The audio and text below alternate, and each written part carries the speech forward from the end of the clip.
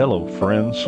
I'm your host, Dr. Dave Layton, and thank you for joining me on Our Journey to Hope. This podcast is a place where together we explore how to discover, sustain, and sometimes regain hope. Wherever you're listening, let's take a deep breath, open our hearts, and continue this journey towards hope. And remember, no one walks alone.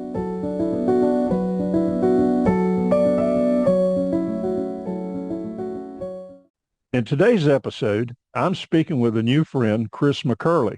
Well, Chris is the preaching minister for the Walnut Street Church of Christ in Dixon, Tennessee. He is a fellow podcaster, and I told him as we were speaking before, I'm a little bit intimidated when I speak with a fellow podcaster. He's had well over 300 podcasts, and I'm about halfway there. But I'm going to let Chris introduce himself, tell us about himself, and we're going to explore some of his thoughts on hope. And so let's get started. Well, hello, Chris. Hello. Thanks for having me, Dave. It's an honor, my friend. You were highly recommended. We used one of your podcasts recently for our Sunday morning discussion in one of our adult Bible classes, and I was sitting there and I thought, wow, that's a great insight. It was the one on, you were talking with a fellow cancer patient. And anyway, afterwards I got with Keith Sargent, a mutual friend of ours. I said, Keith, I need some contact information. Well, right. I appreciate you having me on. That's I'm glad that they used I'm glad it's useful in some way. Yeah. Oh, very much so. We can talk all the time about something, but when you hear it from somebody who is in the midst of it, facing challenges, and it's very powerful. Okay. Well, tell us about yourself, first of all, before we get started. Well, as you said, Chris McCurley. I preach here at the Walnut Street Church of Christ in Dixon. I've been here going on 4 years. Before that, I spent 14, almost 15 years in Abilene, Texas. That's where I raised my family. Before that, my first preaching job was in Cassville, Missouri. I was there for 4 years while my wife was in school. And before that, I was a high school basketball and baseball coach. All right. So had a lot of different experiences. The most important thing about me today is that I have 2 grandchildren that I absolutely am infatuated with. Ash is 2, and Kai was just born about a month ago. So a boy and a girl. Right. And all 3 of my kids have moved closer to us here. And so I've got them all right around me within a couple hours. Oh, man. All my grandkids are scattered. I want to be around them. Okay. Before we begin today's episode, I'd like to invite you to visit ourjourneytohope.com. There you'll find articles, videos, devotionals, books, and other resources designed to help you discover, sustain, and regain hope. That's ourjourneytohope.com. And remember, no one walks alone. In your role as a minister, what are some of your primary focuses as you work in that ministry area? Well, I think like a lot of ministers in my career, I've done a little bit of everything. And what is nice now is at 53, I make this move to Dixon. I was actually 49 when I moved here.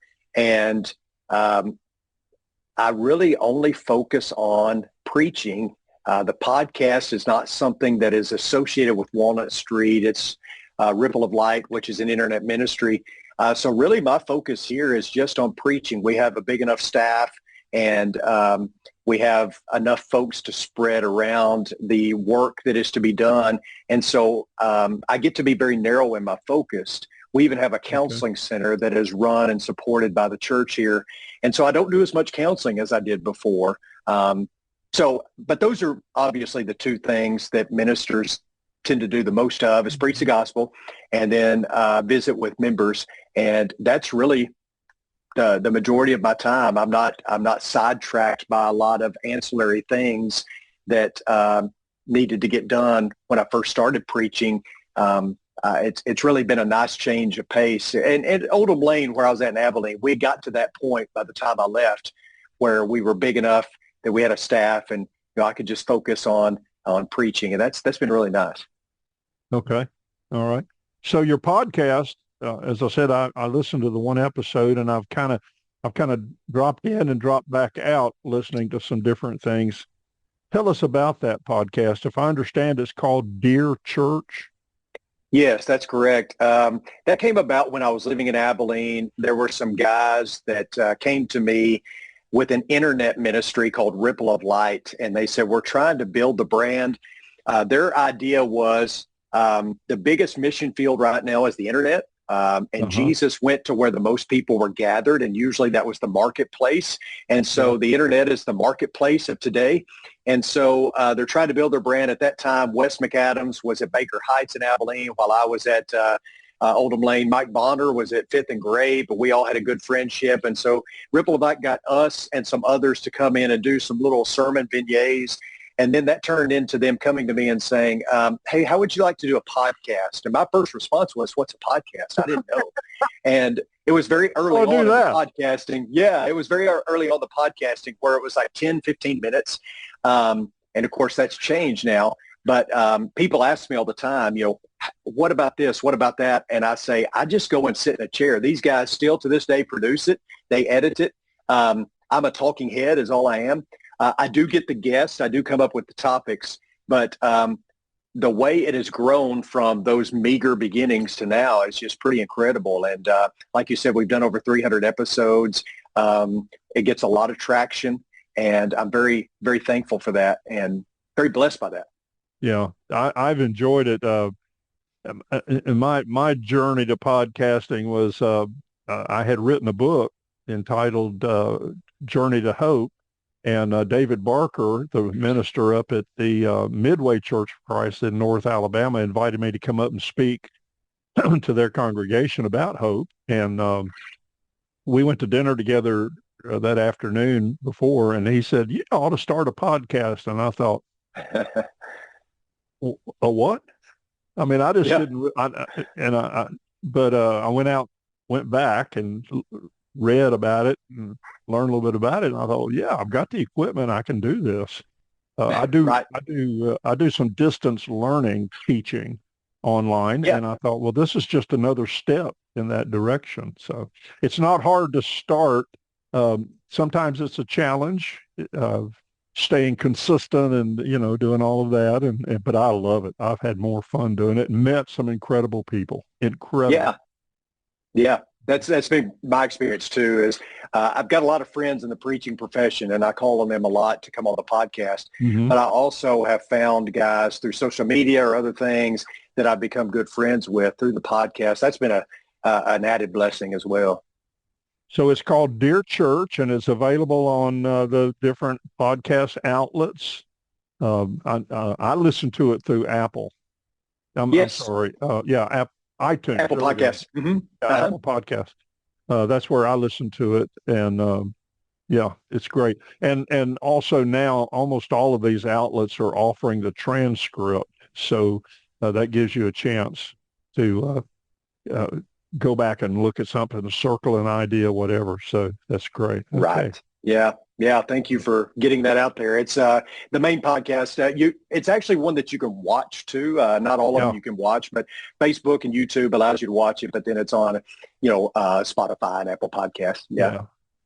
Well, I think about in the early years of broadcasting on the radio, we had radio devotionals and radio shows and speakers, and now we have migrated to truly I ask people, imagine what Paul could have done or the early disciples could have done if they'd have had the internet exactly out into the world. It's amazing.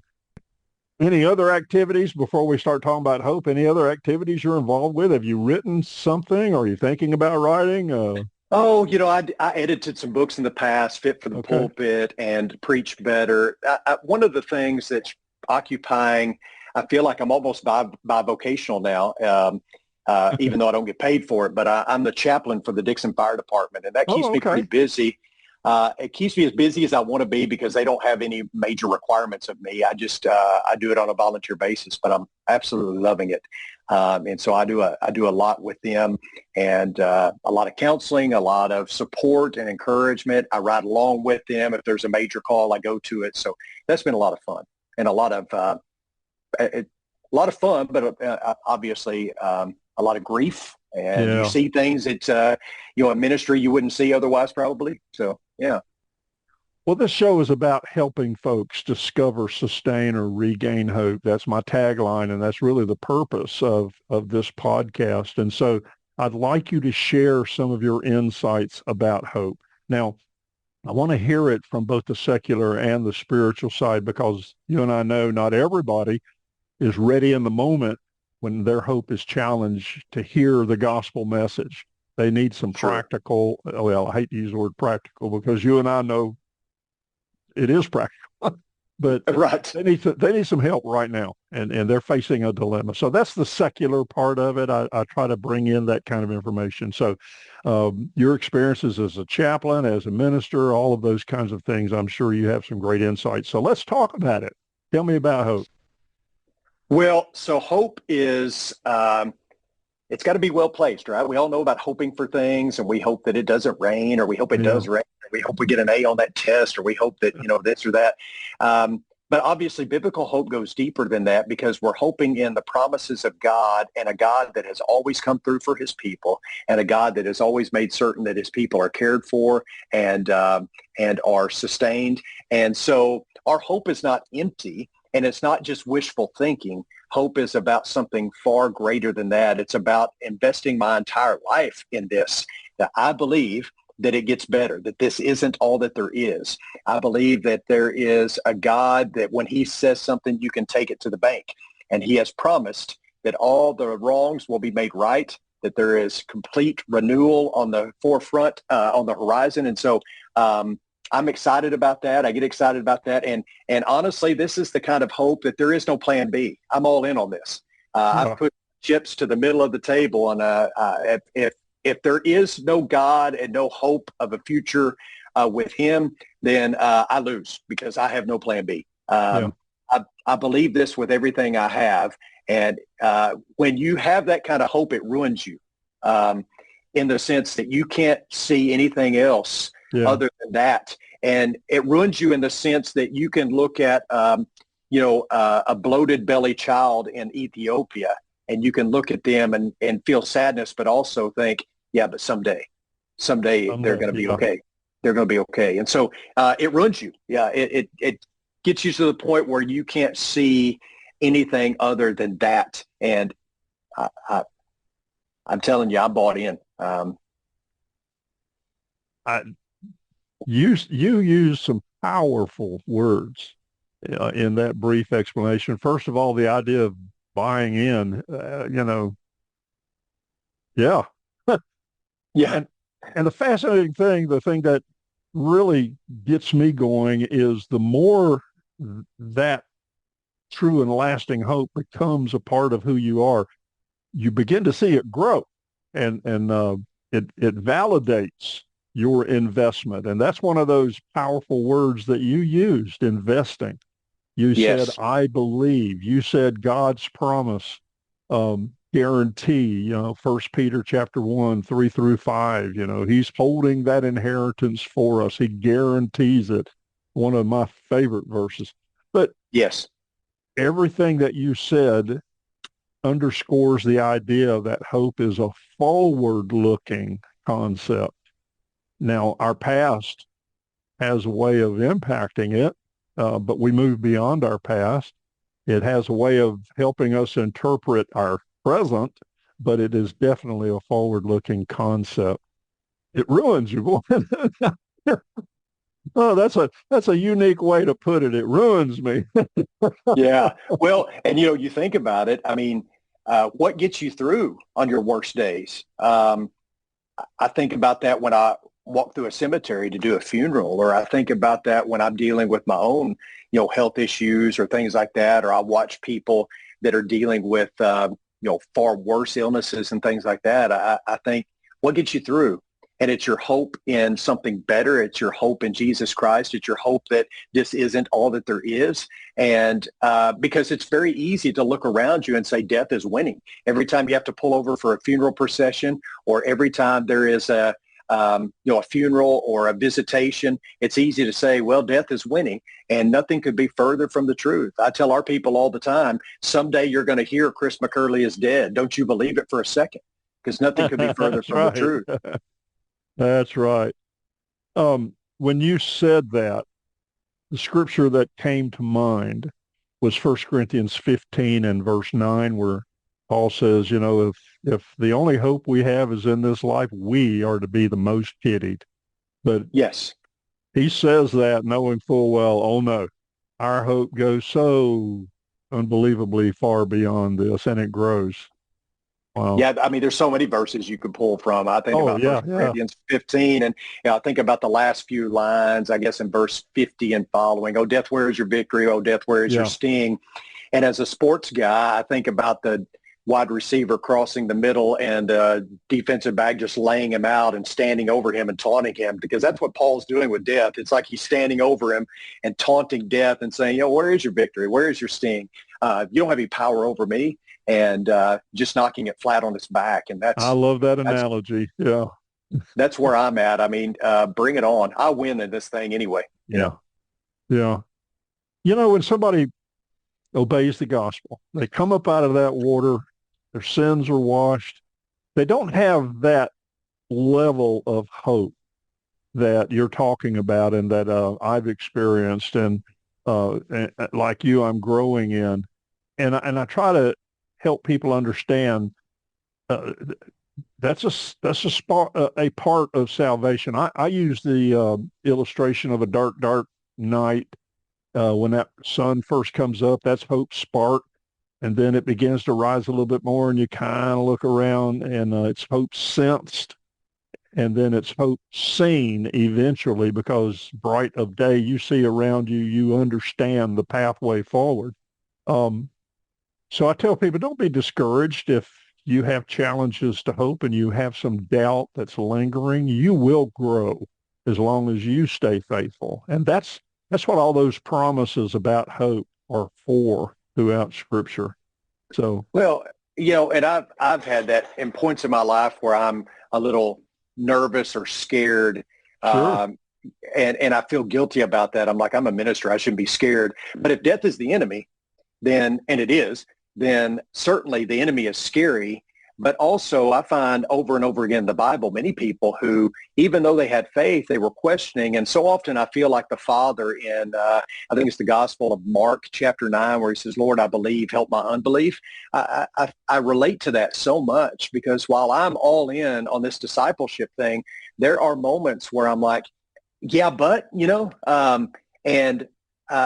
but here's the thing. At the end of the day, I default to the one who knows everything. Yeah. And that's all I can do. Everything, no matter what, if you're a believer, non-believer, there's faith that's going to have to be exercised. Faith to believe this is not true, or faith to believe that it is true. There's an exercise in faith no matter what. And I choose to believe with all of my being that this is true, that it's that it's right, and that I have a future and a home with Him that I don't just get to enjoy in the distant future. I get to enjoy it right now. Yeah. Yeah. Salvation, heaven, all of that is not something that's just a future event. It's an ongoing thing that we get to enjoy right now. And so anytime I'm facing adversity or trials or anything like that, I reconnect with that hope. And I always go back to this prayer. I said, it's you and me no matter what, God. I use that all the time. It's you and me no matter what, because ultimately it's all going to be okay.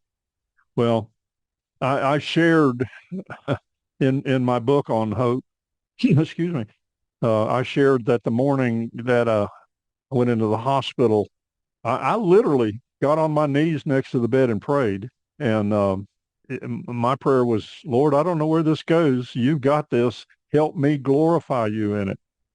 And I don't remember if it was the first night in the hospital or the second night in the hospital, and they've got me hooked up to all kinds of stuff, and they're pumping blood in me. They're pumping chemo in me. And Right. somewhere around the middle of the night, my heart was racing so fast. It was hurting. And I look up on the monitor and, the lines are going crazy. And I hit the panic button. And next thing I knew, in the book, I originally said a gang.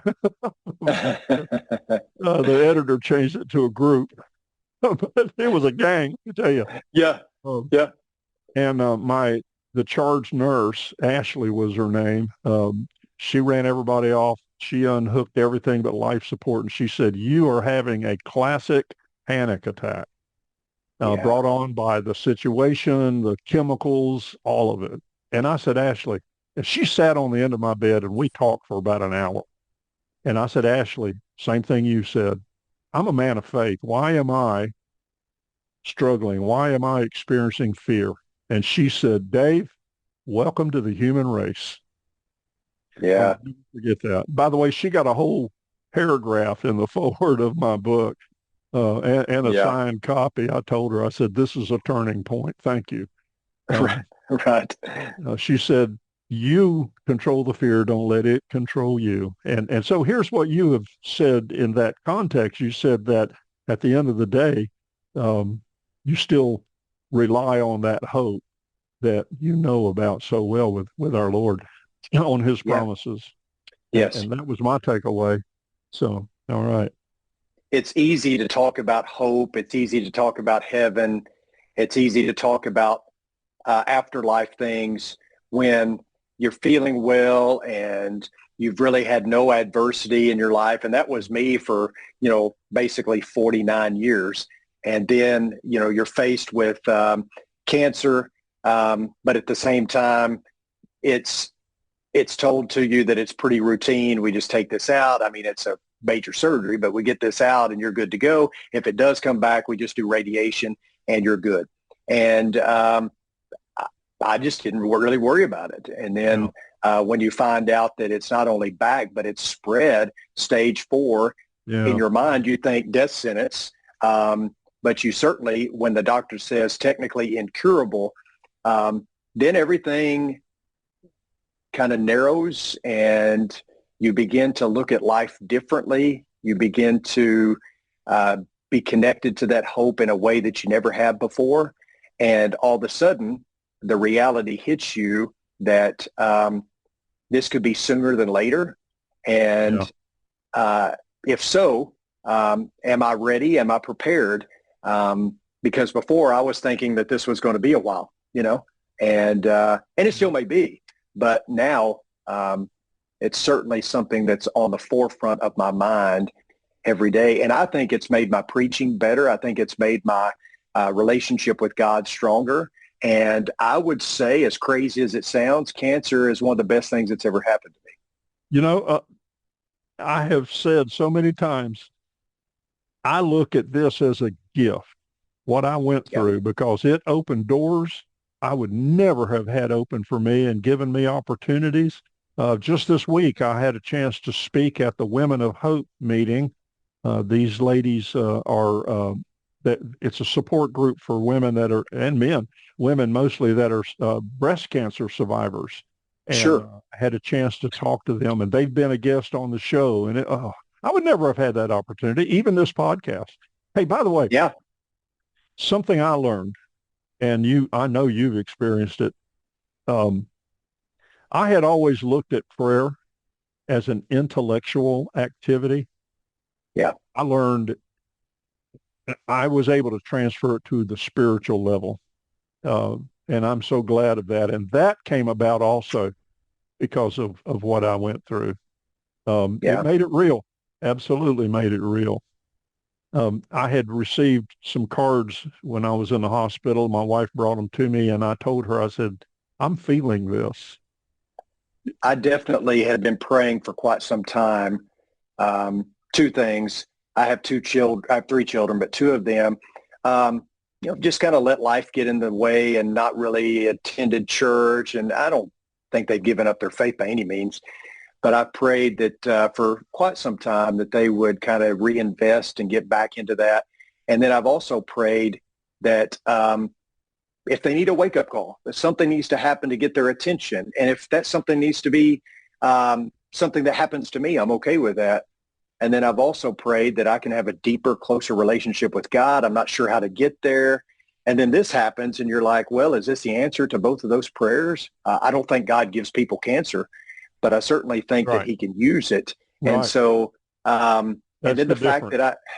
that the fact that I leave a great job in Abilene to get closer to my daughter and, now grandkids, and it happens to be 40 minutes from Nashville and Vanderbilt University, one of the top cancer hospitals in the world, especially urology. Yeah. You know, this isn't all by accident. Right.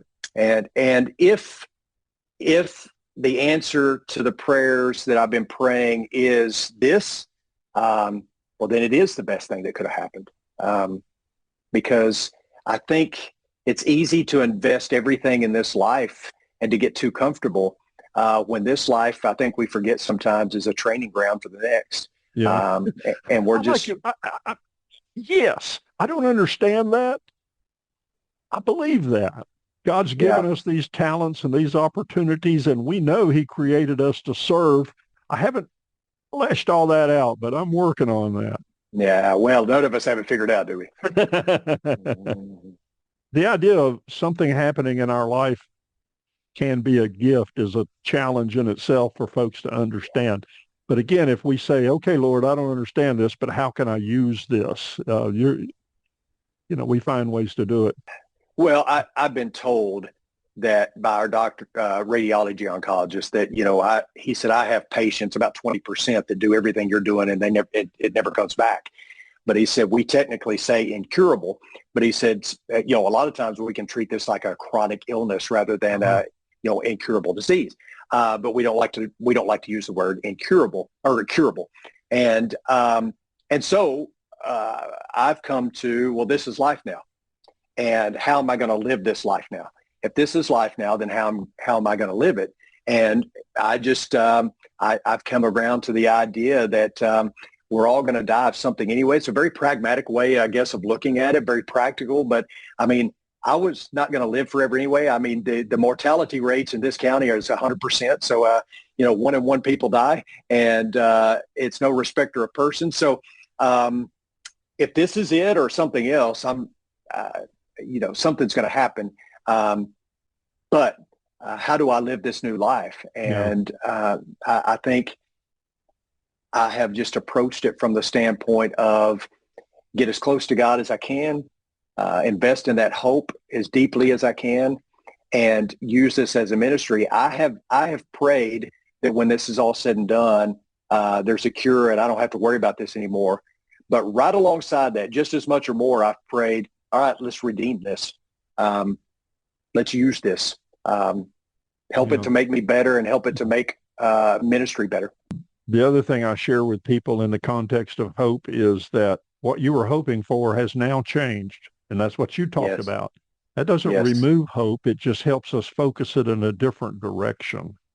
Yeah. I tell them the only time there's not hope is when you give it up. You walk away from it. There is hope. Yeah. And,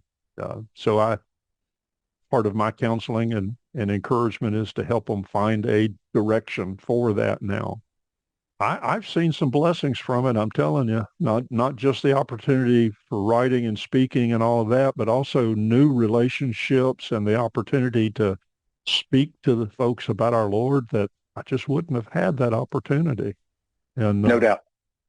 bring joy to people's lives. When I introduce myself, as a volunteer at the cancer center, I tell them, I said, my job is to make this one of the best days of your life. And Yeah. I said, if it means a warm blanket or a snack, or I'll just sit here and chat with you for a while, I want to see it. Yeah. I had one lady came in. I could tell she was still this was her first visit. She was very gruff, very withdrawn. And I told myself, I said, my goal today is to put a smile on that lady's face. And Yeah. by the end of her treatment, she was smiling. And it wasn't just me. I mean, the nurses that we have at our cancer center are just some of the most remarkable people I've ever met in my life. And Yeah. when she realized that she was in incredible hands, that helped. And Yeah. so, Yeah. all right. yeah, hope may not be in the moment what we think it's going to be.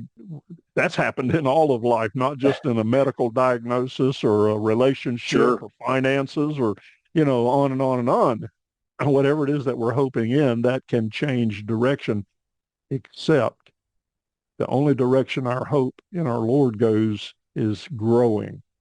Brother, we could talk forever on this. Thank you. Thank you for having me on, Dave. I really appreciate it. Well, the honor is mine. I really mean that. I wish you well Thank you. with your treatment. And to you. I'm 4 years in remission, and I feel like I'm wasting my doctor's time when I go in and do a screening. Yeah. That's a good thing, though. That's a good thing.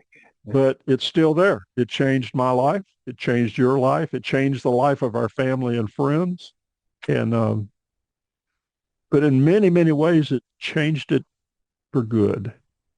Yes. So that's part of that journey to hope. Okay. Anything else before I wrap up? No, I would just say if anybody would like to talk, or this ministry of cancer has opened a ton of doors for me to help, and I would be more than willing to talk to anyone and try to encourage.